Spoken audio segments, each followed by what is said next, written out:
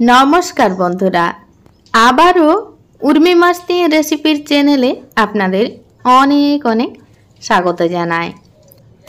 आज के बानिये देखाबो एकदम कम समये कम मशलाय स्वास्थ्यकर पेঁপে दिए माटनेर झोल रेसिपि।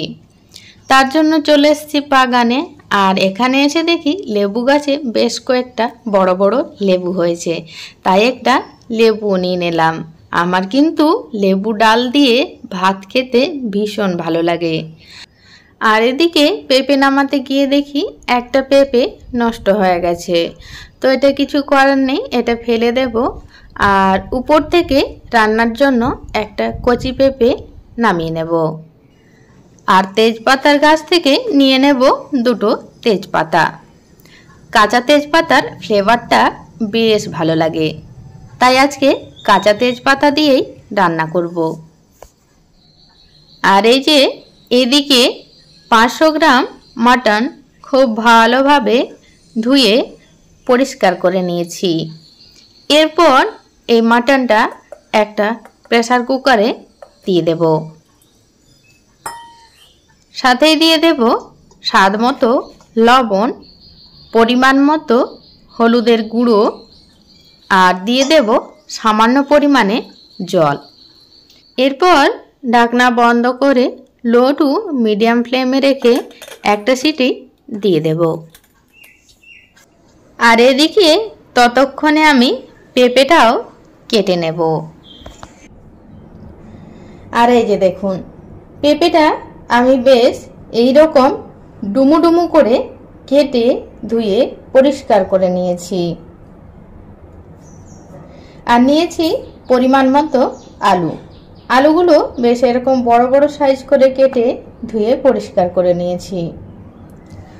আর মশলার জন্য নিয়েছি দুটো পেঁয়াজ, পরিমাণ মতো রসুন, আদা, একটা টমেটো আর চারটে কাঁচা লঙ্কা। এগুলো আমি একসঙ্গে পেস্ট করে নেব। আমি এখানে চারটে লঙ্কা নিয়েছি, আপনারা যে যেরকম ঝাল পছন্দ করেন সেই রকম পরিমাপে নিয়ে নেবেন। আর এই যে দেখুন মশলা খুব ভালোভাবে পেস্ট করে নিয়েছি। আর এদিকে দেখুন একটা সিটিও পড়ে গেছে। এরপর রান্নাটা করে নেব। তার জন্য কড়াইতে দিয়ে দিচ্ছি পরিমাণ মতো সরষের তেল। फोड़ने दिए देव एकदम अल्प गोटा जिरे। जिरेटा जखन भाजा हो जाबे तखन दिए देव आलू,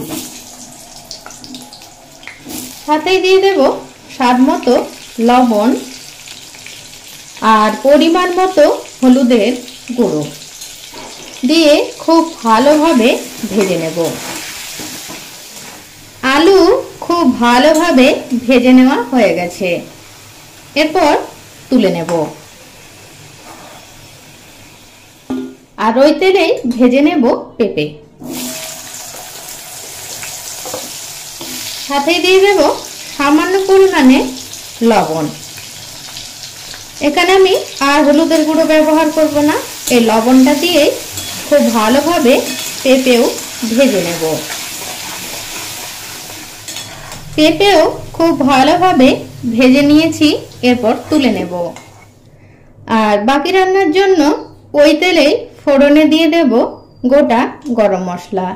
এখানে আমি দারচিনি, লবঙ্গ আর এলাচ নিয়েছি। সাথে দিয়ে দেব একটা কাঁচা তেজপাতা। এরপর যে মশলাটা আমি বেটে রেখেছিলাম সেটা দিয়ে দেব।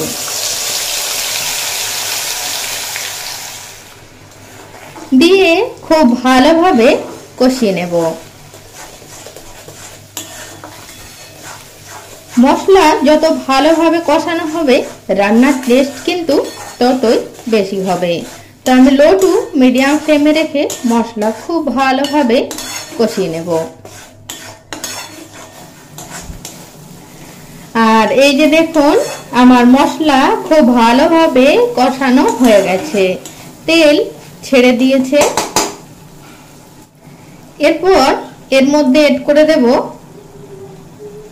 সামান্য পরিমাণে জিরের গুঁড়ো আর সামান্য পরিমাণে ধনের গুঁড়ো। আমি এখানে এক ছোট চামচের হাফ চামচ করে দিয়েছি, খুব বেশি দেব না।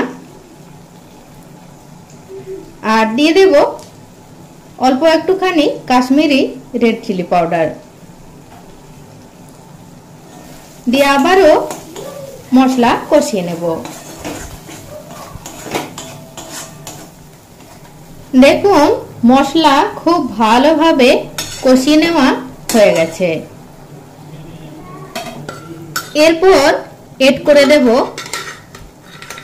একটা সিটি দিয়ে ভাপিয়ে নেওয়া মাটন। মাটন যদি একটু ভাপিয়ে না হয় তাহলে রান্না খুব তাড়াতাড়ি হয়ে যায় আর টেস্টও বেশ ভালো আসে।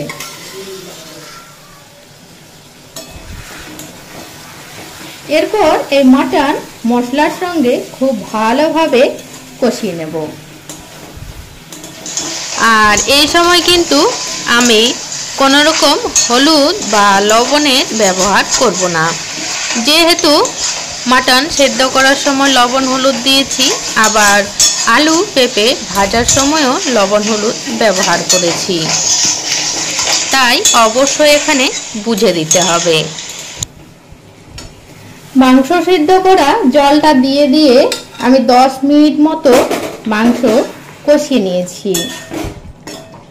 এরপর এড করে দেব পেঁপে।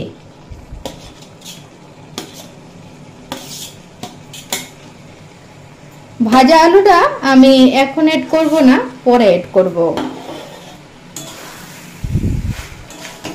দিয়ে আবারও 1.5 মিনিট মতো নাড়াচাড়া করে নেব।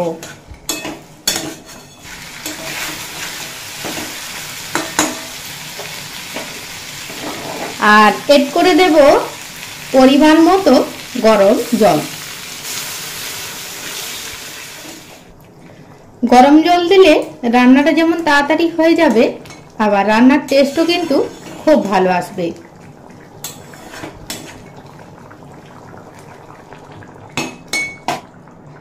আর সাথে এড করে দেব ভেজে রাখা আলু। এরপর ঢাকা দিয়ে 15 মিনিট মতো রান্না করে নেব। এখানে 15 থেকে 20 মিনিটের মধ্যেই কিন্তু মাটন খুব ভালোভাবে সিদ্ধ হয়ে যাবে।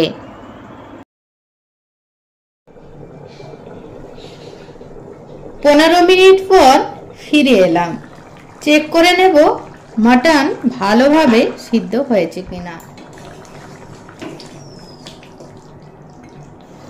মাটন খুব ভালোভাবে সিদ্ধ হয়ে গেছে, একদম নরম তুলতুলে হয়েছে।